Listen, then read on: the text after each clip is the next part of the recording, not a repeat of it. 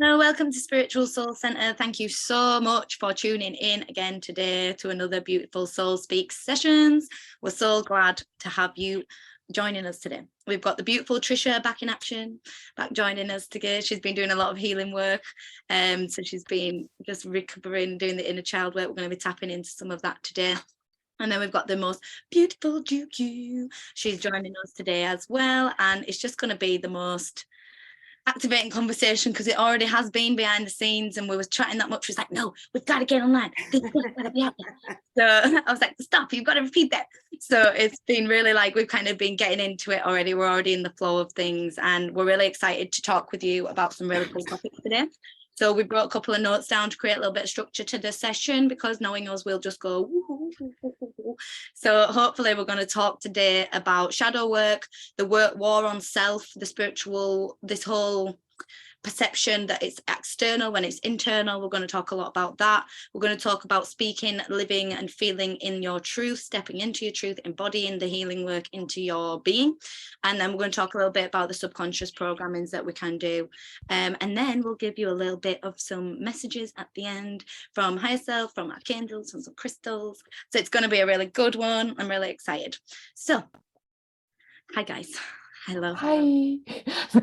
This is like a deep conversation. Am I in a self going, woo, it's exciting. There's a lot of good energy to be brought to the surface today, because I mean, let's just start there. We navigate through this journey, and no matter what you call yourself, whether it's a healer, reader, mentor, guide, a life coach, therapist, whatever you are label wise, we are navigating this journey as beings too. As you know, I like to reiterate a lot, we experience the ups, the downs, the flaws, the joy, the love, the gratitude, but then the depths of despair too, you know. And I'm not one to hide that part of my story. I talk the full extremities of all. But I think sometimes we navigate things in different ways. Like even as different people, we deal with things differently. We have different coping mechanisms. And it's really, really important to remember that I was, you know, consciously activated in spirituality for years whilst not engaging in the healing work properly, whilst not doing the deeper work, whilst focusing on helping everybody else and fixing everybody else and doing this and doing that. And in my perspective, it was distractions, you know, to avoid actually going into the deep depths of myself and dealing with the things that was making my body ill and my mind ill. And then I had no choice with my physical health. And sometimes the universe works in that way. It just forces you down that pathway of, you will face this and you will deal with this or not. And, you know, I had that choice then. And then it's a navigation journey. As you then navigating it whilst helping others, you then start to process things, and you start to then have understanding of things. And you have said, Duygu, the most valuable, beautiful thing to me last week. When you're helping other people, you're not meant to be 10 steps ahead. You know, and it was like, wow, such a beautiful perspective to put it in, because how can you turn around and help someone up the stairs when you're stood at the top of the staircase and they're stood at the bottom? Like, your arm's not Stretch Armstrong. You're not going to just extend it all the way down, you know. You need to be in arm's reach of each other, couple of steps up front, couple of steps behind each other, to be able to just like, oh yeah, I've just done that, looks all right, you know, I'll help you today, we'll support you. And then there's someone in front of you, and that's the way this exchange journey of supporting each other works. That's the whole way that this flows in the dynamics, you know. So I think it's just really important to recognize that as people that are maybe consciously awakened, or whatever you want to call them, label people or label yourself, it's still important to recognize what you're going through and address the work within. Because I think sometimes what I've learned this week specifically is, you know, I have friends of all different types. And I have a beautiful, beautiful soul friend who has been in my life since childhood. And this is in no disrespect to her. She's amazing what she does in her own career path, but she has no connections with spirituality consciously, no conscious understanding of anything to do with this world. And the conversations I've had with her this weekend have really blown my mind. You know, the depths of healing that she has done, the awareness. I mean, I had one conversation with her and I went deep, and she took that conversation and understood it in ways that, again, this is in no disrespect to others, but what I realized is sometimes people in the spiritual community and in this there's a competition and there's ego and there's, oh, well, they're using their third eye and they're in vision and they're talking to the extra dimensional and they're doing that and I'm not doing that and I can't even get this. And there's this pressure and this ego and this forcing energy that's not in flow, that's not in natural energy, that's not within divine timing and divine healing and divine serenity. It doesn't feel right to the soul. That's why it's not happening. You know, there's this trying to ram a triangle in a square box, and that's why it's not fitting. So what I realized from this conversation with my most beautiful friend is she's never tried. She's never tried. And she was seeing Arcturians, she was seeing visions of the earth. She was so in tune, and she's never once tried to be, you know, and it really blew my mind for the fact is it really is that easy. It's not meant to be hard. It's not meant to be something that you have to try for years and years and years to study and learn and learn. It's naturally built into you, just like the same ability to be able to see and smell and breathe. It's your own natural abilities. We've just been so disconnected from a self that we can't access them. It's the triad, as I always go on about, mind, body, soul, mind, body, soul. If they're disconnected, the flow of unionship from source, the flow of energy from God, whatever you want to call that, it's disconnected in the self, so it cannot come through. Well, it can, but not flowing with the ease that you're trying to use. Say that again. Say that like Mind, body, maybe even in a different way. Okay, right. Okay, yeah, I'll say it in a different way. Awesome. So the way I always perceived it as well, this ties in with some religions. You know, you've got the I can't remember, Holy Spirit, God, mind, body, I can't remember. No, the Son of Christ, the Holy Spirit, God, the Holy Spirit, and the Son of, I don't know, something like that though.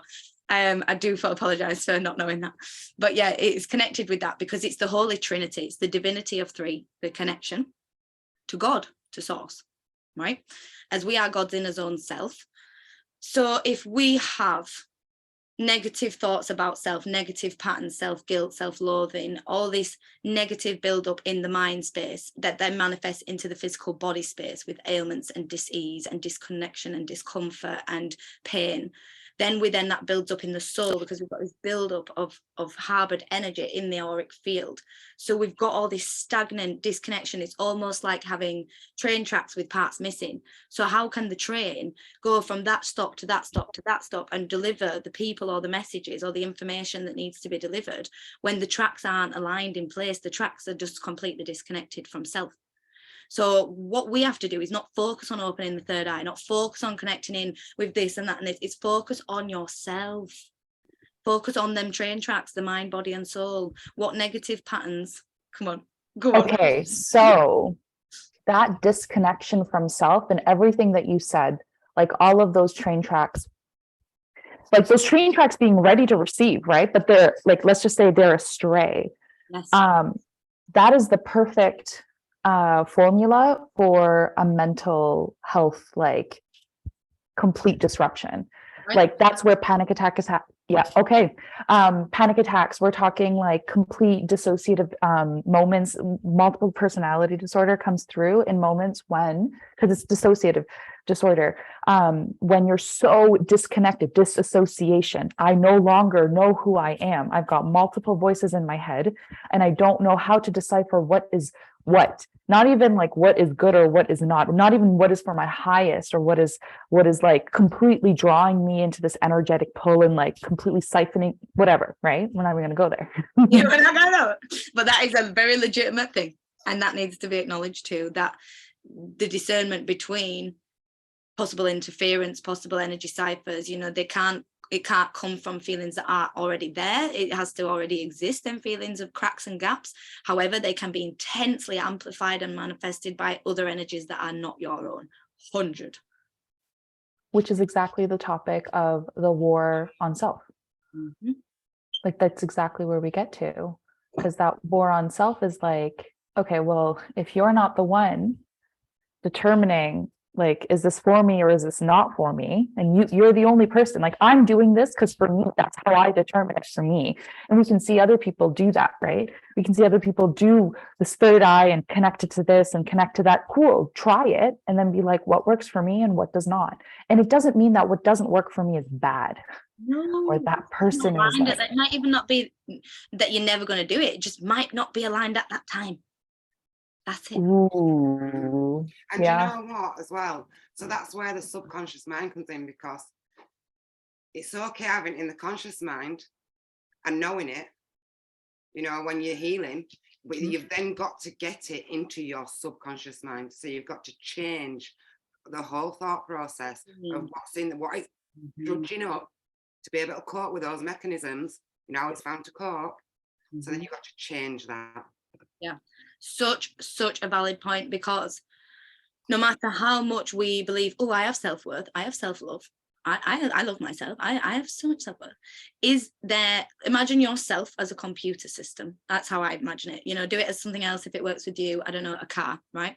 So if we've then got part of that computer system that's running a program in place that's going, right, we've got this trauma, this incident where this little child did not feel good enough, did not feel loved, did not feel worthy. So she created a pattern that says, right, I'm never going to put myself in that position to put myself out there to then feel that rejection or that close down, because that made me feel like that. So that barrier was put in place. So now you don't step out of that box, you don't step out and show your magical gifts because the fear of judgment. Then patterns were put in place. So you believe you love yourself, but you're limiting yourself to not be at your full potential because of the subconscious programs that were put in place from pain. Literally, it goes to self-worth. It is, the whole thing is self-worth. And you know, through the healing process that I went through, I could have literally said to you before this, I love myself. Did I really believe it? That conscious mind was saying it. It was coming out of my mind. No. I had to go through the layers, the depth, and to be able to come back and say, actually, I really love myself. Yeah. But let me just say, you loved yourself enough to teach me it. Let me just put that out there. Well, the whole thing that I keep going back to is the conscious mind knew. Yeah. Subconscious mind did not know. Of course. Hey, babe. So here's like, there's a few things that are coming through. Like, the first question I want to ask everyone is, then how do we connect to the subconscious? Because the how is really, really important. But to preface that, almost, it's like, first of all, I don't know if anyone knew this, but this just came into my awareness like probably a week ago. When we have negative thoughts about self, because it's not supportive of self, it's actually detrimental and it's brain damage. Like, it actually severs that synaptic connection in the brain. One. So two, let's take that like a level deeper then. In the moment that I'm consciously saying these affirmations, knowing they're good for me, but then my subconscious, or there's a little voice, a little bit of doubt, whatever that is, that's like, no, you don't. No, you're not. And in that moment that happens, then somehow that feels like it's connected to like a third thing. And there's something about the feeling of it, like I didn't quite feel it. Yes. So what I went, so what I did, well, when I had to do, you have to do the shadow work, cat skirt on the top, and have a spiritual. What is shadow work? Let's say that. Yeah, so my shadow is literally looking at the deepest shadow, darkest shadow of self, and being able to dissect that and understand it. Beautiful. And so where mine came from was, I had to go and teach my inner child. So my adult knows what to do. My inner child did not know what to do. She wasn't taught. So I had to go in there and literally bring her up to me and say, this is how we do this. Now I'm going to teach you. That's reparenting. Yes. And I had to parent my inner child. I had to do that. Magical. I love the way you said that. Yes. This is what I'm saying lately about the way you worded things. I'm like, she's on it. She's on it. Like Well, do you know what? And it was from the depth, and it was literally the depth of despair, and it's not nice. And I'm not saying it's not a nice journey. But you know, when you come out of the other end, you're like, wow. And the growth that you get from that, and it's immeasurable. The growth is immeasurable. Yeah. There's nothing compared to that. 100%. To work on yourself and to know you are beautiful. Truly. Do the inner shadow work. Do not dance about, because I was dancing about. And What do you call it? my sciatic nerve went, boom. My inner child was going, I'm going to play with this sciatic nerve so you can't move for a week. So I'm laid in bed thinking, oh, I've got to work on myself now. What I've got to do? You know, and as soon as I started understanding, so literally I hit Christ consciousness. I went in and literally that light, that like, please let me out, you know, and to emerge from that. And as soon as I was aware of what I was doing and teaching her how to act, that pain started receding instantly, where I would move, I was like, oh, I can move my leg. Next day you were walking about. So, you know, it will hit you in the face if you do not do that work. This is a war, like you say, on ourselves. The whole thing is a war on humanity, on yourself. So do the work. It's so important. And that is so bang on, leading us back to where we even started that conversation, as the shadow work is going in to your being, soul, mind, body and soul, as we said earlier, all, and dissecting through the cracks and the little gaps and the little things and the things we don't look at and the things we don't choose to remember and the things we just ignore, you know. Oh yeah, tunnel vision, bang that, you know. And that part of it is where once you embody into them areas and you clean out them closets and you give them a spring clean and you claim that part of you and you raise the vibration in that space and you put some lights and love and magic in there, it creates a vessel, first of all, that doesn't have openings, or as many, at least as many. Safe vessel. Yeah, a safer and a lot safer vessel, because if they can't target through dis-ease or discomfort or when they're targeting in, literally come back to, it is safe to be me. It is safe to be. And it is safe to be you by making it safe to be you. You're the one that makes it safe to be you. Oh. I literally came out of that saying, I am blah blah blah, I am, you know. It was literally the I am of I am, honestly. It the embodiment, was huge. Because it's reclamation. Yeah, it was huge. Yes, reclaiming. Oh my god, so true. And you know, and I'm not saying other stuff came up in that time, so obviously still inner child work, but from partners. So what my inner child wanted, you know, from that. So then you look at that and you think, okay, you instantly understand what you need to do at that point. And never forget to forgive yourself for putting yourself through that. You know, we can forgive others, but never ever forget to forgive yourself for putting yourself through that, because we could have left at any time. We could have dealt with that differently at any time. Yeah, you know. Yeah. Trisha, you just reminded me that like our fingers are like wands. When you said that. Powerful. But that brought me on to a really important point as well. The importance of the inner team. Oh God. Because we go, oh, inner child, and it's great, keep doing that. But make sure you go, oh, inner teen, because that little bitch, she'll go, hey, I'm here. You know, she will rock up. And I'm loud. She loud. I lived there for like 5 years. I was like 20 years old, like 16, like, yeah, I'm just living as a teenager, because I'd not processed that. I'd be like, yeah, inner child. But no, it's completely blinkers off to the inner teen. And yeah, wow. She needed so much understanding and support and just no shame, and so much shame as a woman and a teenage woman or a young woman. There is shame instilled upon everything from society, parental energy, you know, and as horrible as it is to say, the male energy does do that sometimes as well. There is so many different layers to this, and it is so important to go in and remove that shame and guilt, you know, and just identify the fact it's completely fucking unnecessary, you know, because that is a big one, tying us all with the sacral chakra. So if you have the sacral chakra thing that keeps coming up, and you've done the inner child and you've done this, go to the inner teen, because that'll be where she is.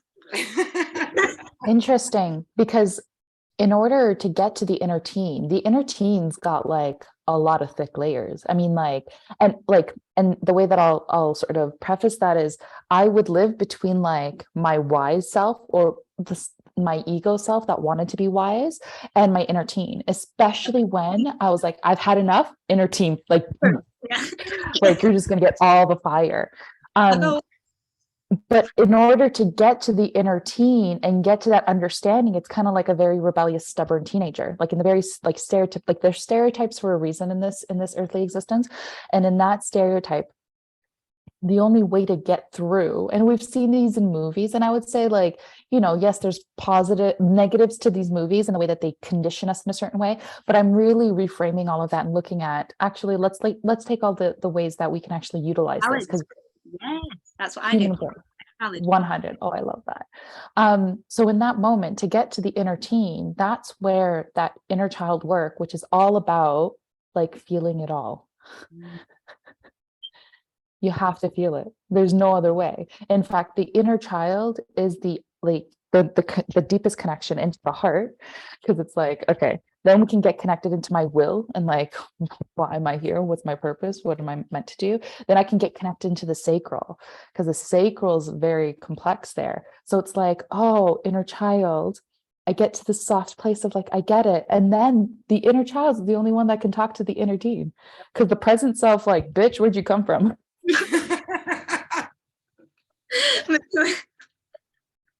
Like, where did that come from? And then this righteousness, I am right. Because the teenage years are all about the individuation from our parents. Being so, that's where the rebellious part, rebellion to authority, rebellion to anyone that's telling me what to do. Because I will say, like, I will follow my friends because they're my age equals. And they know me more than my parents know me. So it's an interesting, okay, so reparenting the inner child. Now we're reparenting the inner teen. Okay, let's keep going. But like, let's just stop there for a quick second. And because people will be like, all right, that's really good and well when you know how to do that. But what if you don't know how to do that? Like what if you don't even know where to start with that? So I think it's really important to maybe give a couple of techniques and things, I think if you struggle with meditation, you struggle with vision, don't even worry about that. Write a letter. Go write a letter to the 5-year-old you. Go write a letter to the 15-year-old version of you, the 20-year-old version of you. Connect in with yourself then and provide them with the words and the support, the nurturing, the mothering, the parenting, the fathering, whatever that individual needs in that moment in time. Because think about it. There is the version of us in this moment does not care in this current moment that toy was stolen at 5 years old. It has no care in this moment. But the version of us that is 5-year-old cares about that in that moment. And if we have not connected back in with the parts of us in the parts of life, we have to look at it as a separate but connected part. Because if we keep looking at it as current self, we'll never get to the deeper layers of validating them emotions. Because as you're in this current moment going, yeah, but that's not relevant because it was 30 years ago, or that's not relevant because it was such a small deal, then you're still invalidating them emotions that you felt at that time that nobody else validated. So it really is about the validation, the comfort, the support, bringing that in, whether that's through physical words, picturing it in your mind. If you struggle with things, get an image of you as a child, if you have one, or a teenager, and put them on the mirror and smile at them and talk to them. Tell them that they're beautiful. Tell them that they're worthy. Okay. I think as well, just remember, because when you do go to do that in the inner work, it is a hard graft. It really is. As long as you remember, you are the adult. Okay, so just remember to bring, if you're finding it hard to get out of that, just bring yourself back to the adult you. Get back to the adult version of you. Yeah, definitely. Okay. I like where this is going. For me, it's immediately going into triggers and just challenging the trigger. Like, why are you here? Like, I'm triggered by someone being triggered. I'm like, okay, let's just like slow that down for a second. And it's just slowing down my thoughts, writing down my thoughts and being like, oh, interesting. I'm just annoyed that they're annoyed at me. So I'm annoyed at someone having a dysregulated system. Okay, but why? And I pause there. Because I'm not looking for a logical reason. What I'm looking for is for my subconscious to bring up a memory, and I'm just allowing that to come up. And so as I allow those memories to come up, I'm like, oh my God. Well, because like whenever that same situation would happen to me as a child, I created this defense mechanism to then be like, and I'm like, first of all, acknowledge self. Whoa, see, like you had said. And then at that moment, when I see myself, like have a moment where I just like literally like have a moment where I hug myself and I touch myself and I'm like, and I mean this from like this very innocent place, like touch my heart and feel it, like touch my face and be like, I know you went through like a hard ass time. And right now I am here. I'm here. And it's like this, like bringing back Regulation. And then I get back into present self and I'm like, okay, so what do we do with this now? Yeah. What do I want to do with this? You will literally. So I did literally, which I never ever did. So I literally did. Well, like, oh my God, Trisha, we did this.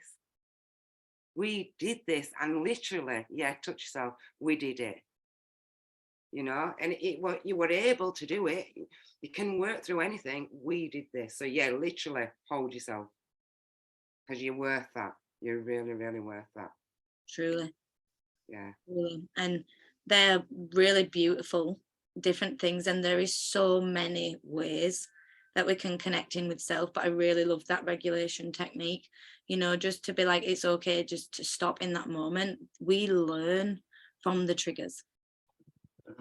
You know, we don't always want to face those triggers. They're going to keep coming. When you're in it, you always think, oh no, we gotta get out, got to get away from this as fast as possible. We can't be in this situation. But then we realize on the out of it, that's where we actually transform and grow. That's where we bloom. That's where we blossom. That's where we're tested, where we're putting ourselves to action, where we're actually using the parts of ourselves that don't get used in the everyday cycle of not coming out of that comfort box. You know, it looks scary and it feels, but it's the best thing you can do. Because then life is fun and free and flowing. And, you know, there'll still be ups and downs, but it really is about trying not to be afraid. There will be feelings that come up, but acknowledging the triggers in them moments. And if it is too much in that specific moment, with you say you're in a public place, something triggers you over there, too much, you need to get on with that current situation, regulate yourself in the beautiful way Duygu said, and put it in a little folder, a little book, and make sure you come back to that in the next hour, make sure you come back to it in that evening, so that you can actually process and compartmentalize what that was. Why did that create that physical response in you?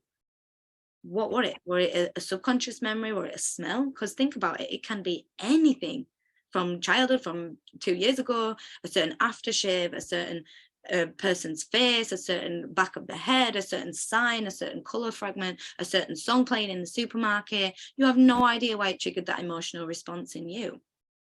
You know, so this is then going back to the subconscious.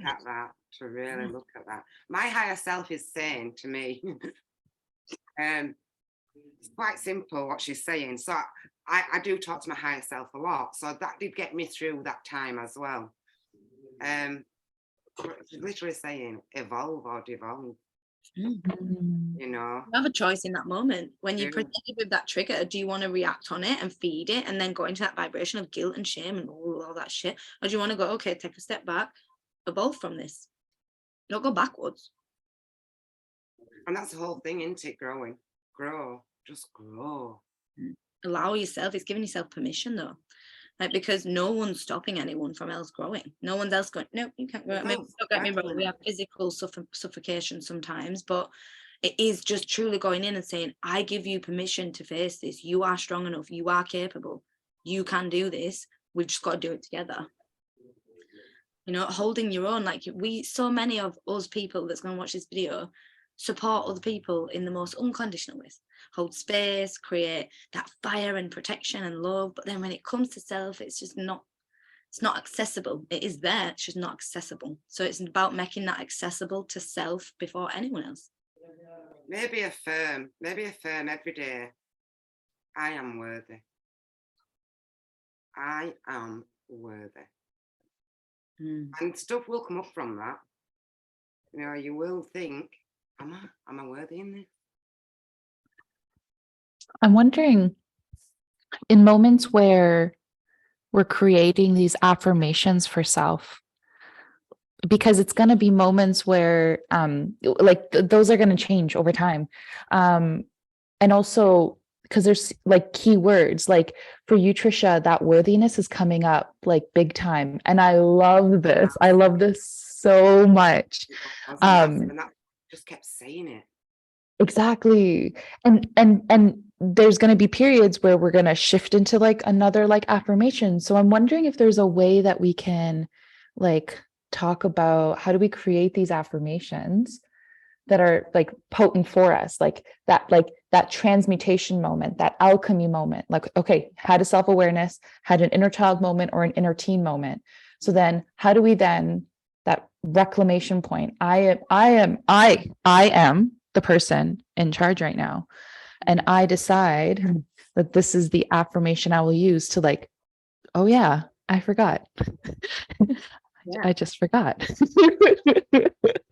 Really powerful one to start with would be like, I am in control of my own thoughts. So if we're starting with, first of all, controlling the mind, or like leveling, not even a control, or I am level with your mind, whatever, it has to be, every word will have a different resonance for someone else, and it will trigger a different emotional response. So when creating these affirmations, it has to be words that have positive resonance within self. And once, first of all, leveling the mind, acknowledging the way that you feel in that moment. So if it is angry, if it is emotional, if it is fearful, if it is unstable or panicking, we then acknowledge the emotion we want to create, like the opposite. So if we're not feeling safe and stable, if the inner child is out and we're feeling panicky and unstable and all these fears are coming up, we go, right, I am safe, I am grounded, I am powerful, I am in the biggest version of myself I can be in. I am embodying all my power and my creation of being. And in that moment, just then words and that visual and that association allows that flow of energy to just embody that into self. And that can be in regards to anything. You know, for me, it was always money, reprogramming with money. I'd have the notification of a letter or a trigger or something, the fear, the panic, then it was always about, no, I am financially abundant, I have enough finances to flow in, all my finances just flow abundantly continuously, and just completely flipping the feeling I'm feeling to the opposite, and just affirming that and affirming that and affirming that until the body starts to regulate the emotional response and start embodying the new vibration. Because we've literally just, like, going back to the train tracks, we've just then changed the course that train was going on. We've just gone, oop, no, not that way, boom, that way. And then that changes the whole vibration for that outcome, for that setting. You've then evolved, not devolved. Awesome. Yeah, I think as well, if people are finding it hard to, you know, find what to say for the affirmations, I mean, you can look them up. You can just look up affirmations, and it will give you so many things, and write them down. Yeah. I literally had a job book where I just wrote every affirmation that I could think of. Yeah. And they will just flow. Trust me. They will just flow. And I do have an affirmation deck that I have been working on. So that did come out from the depth of despair. You know, so I did do a lot of that. So if anybody's interested in having a look at those cards, they are available. Well, you could maybe put a link on for, we've got, obviously the Soul Speak affirmation cards are available in the shop, but you could put a link on for pre-ordering yours. Maybe so people could pre-order them. And then we've got a new Oracle deck coming out, and we've got some really beautiful collaboration decks.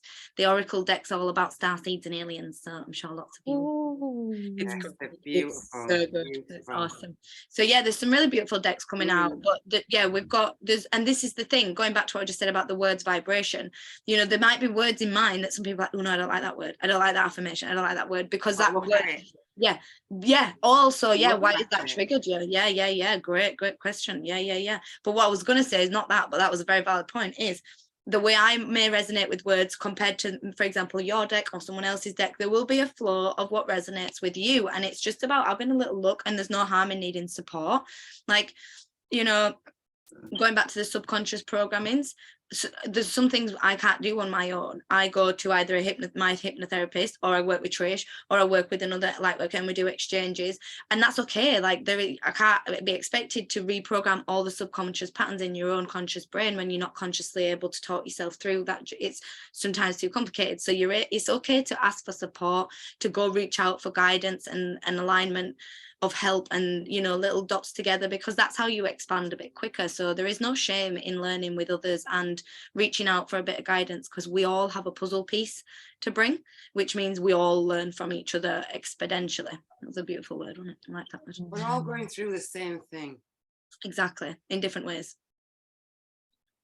Yeah, it's transmuted in a different way, but really it's just the journey to rise up from the ashes like a phoenix. Whichever way you do that, you will rise. Oh, I've got. Can I just say? So I get shown a lot of visions, and so 3 years ago I was shown a lot of visions, which did go with what was going on with the world. But then coming out of the ashes, rising from the ashes, I literally looked back at everything that I'd wrote down, and I thought, oh my God, this was for me. Literally, this was for me. And I was looking outside the whole time. What a self-validating moment. Boop, boop. Right. Instead of looking within, and I was like, oh. And just also to point out, I'm going back to the subconscious journey as well. Duygu, you work so much with the inner child and the inner teen, as do we all do different offerings of subconscious, or like, I don't know how specifically you work, Duygu, but we all offer a form of support throughout this journey as well, in all various different ways. I will put obviously all the contact information underneath. So if you do feel vibrationally aligned to reach out to any of us as well, just know that is okay.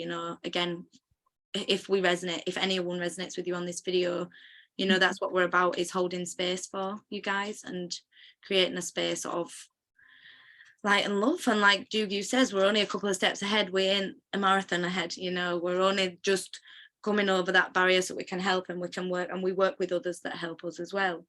And it really is the last thing we wanted to just kind of speak about that we'd wrote down is living and speaking in that truth. And like I call it the embodiment, because there's one thing, as I said earlier, healing the feelings inside of you that you want to get up and dance but you don't, but then you actually do get up and dance, for example, on your own in your living room.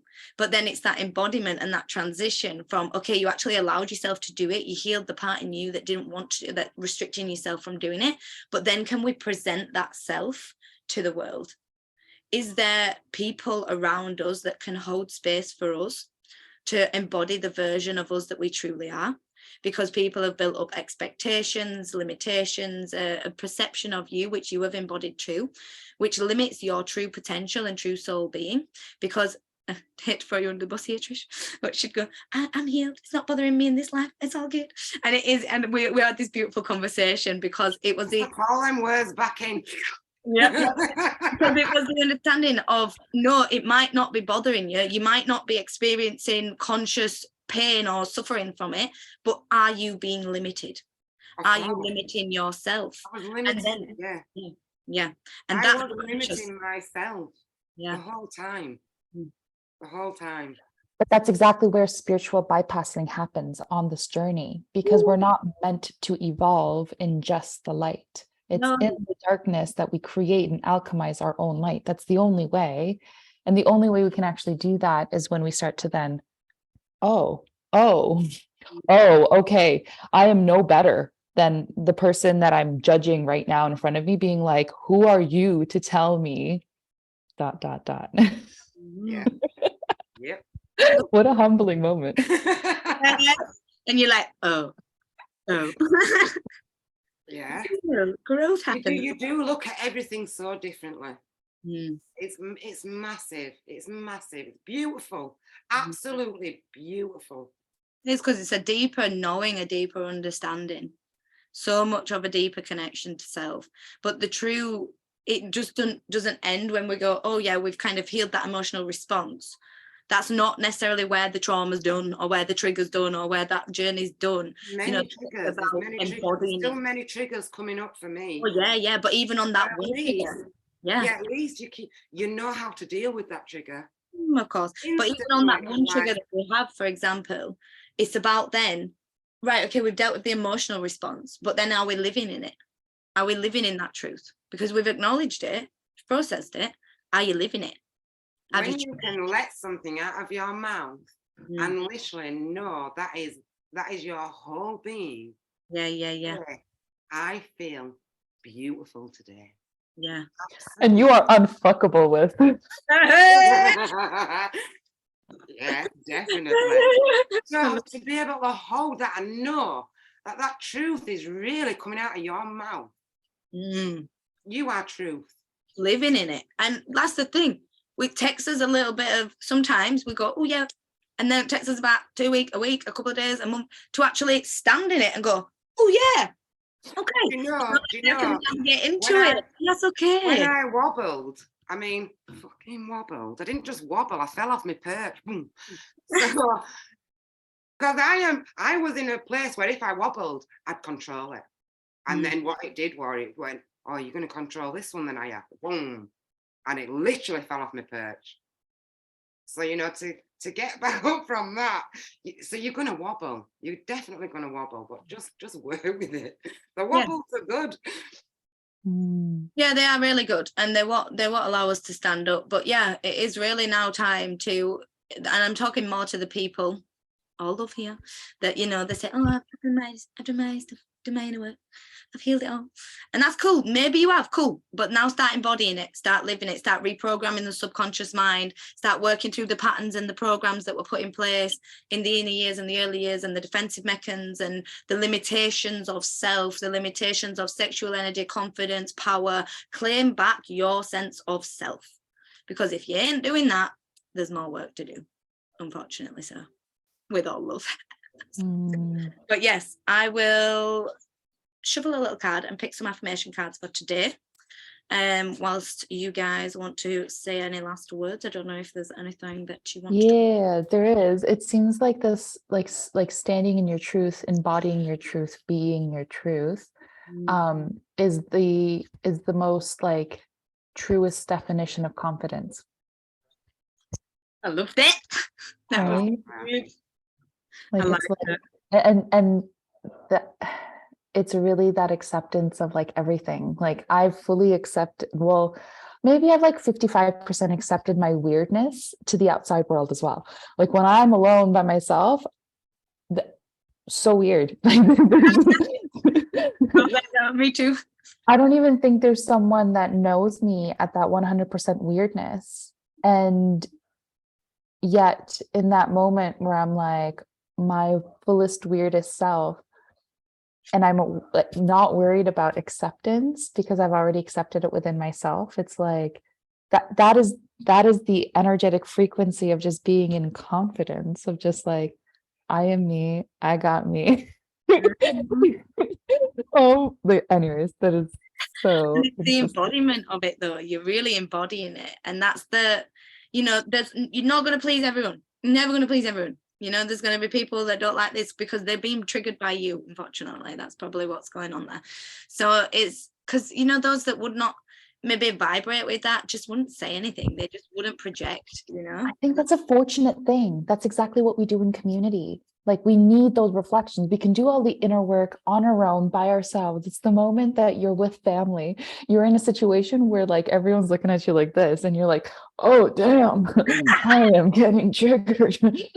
And it's the biofeedback that we naturally need, because we can do the work and keep our frequency and the energy work when we're by ourselves. And then when we start to interact with other energies, that I'm like, sure, I can avoid it. Sure, I can like not go to it. But what part of my life am I limiting then? And so it's like, okay, I'm in this situation. Okay, let's speak up. Okay. So you say your words and then you get the biofeedback back. And it's like, I don't have to react. I can choose to respond. And then I get to choose how I respond. And that's when I get to choose kindness and compassion and understanding, instead of projection and spewing out my dramas and my inner child's like insecurities, or my present self insecure. Like, so true. That's how we rebuild and evolve into the humanity that we want. Yeah. And like I said, if you don't like what someone else is doing, that's fine. Just don't say anything. You don't need to project. As long as there's no harm coming to none. Walk on by. You know, Or speak your truth.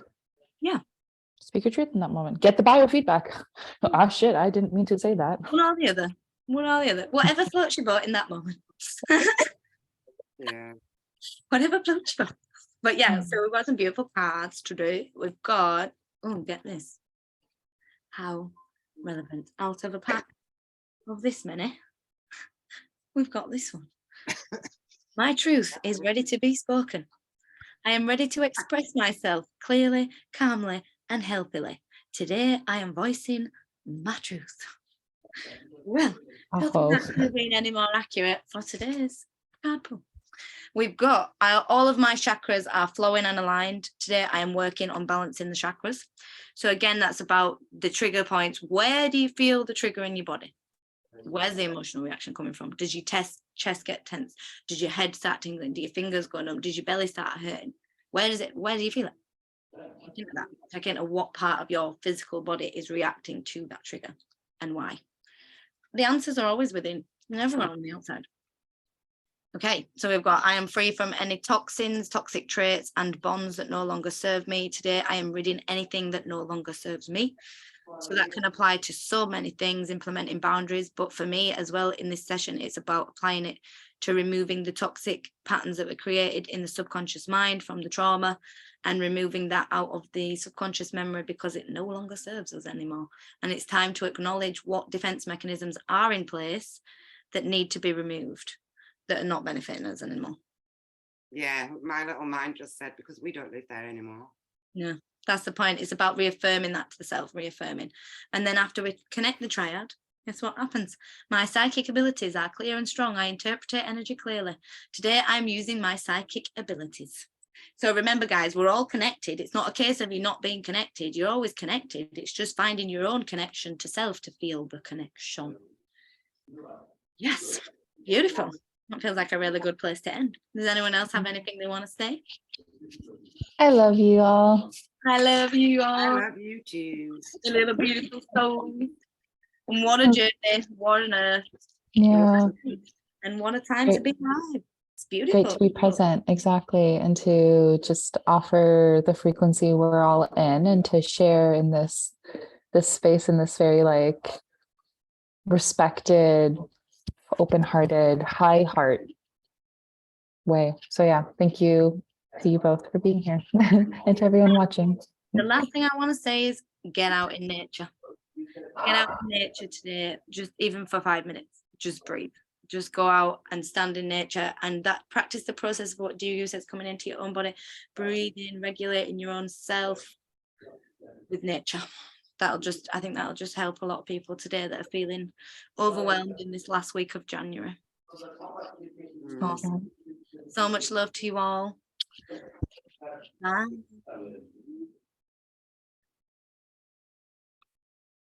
Oh, wait. I can't get it to stop recording. Oh, wait, I've done it. I'm going to have to edit that one.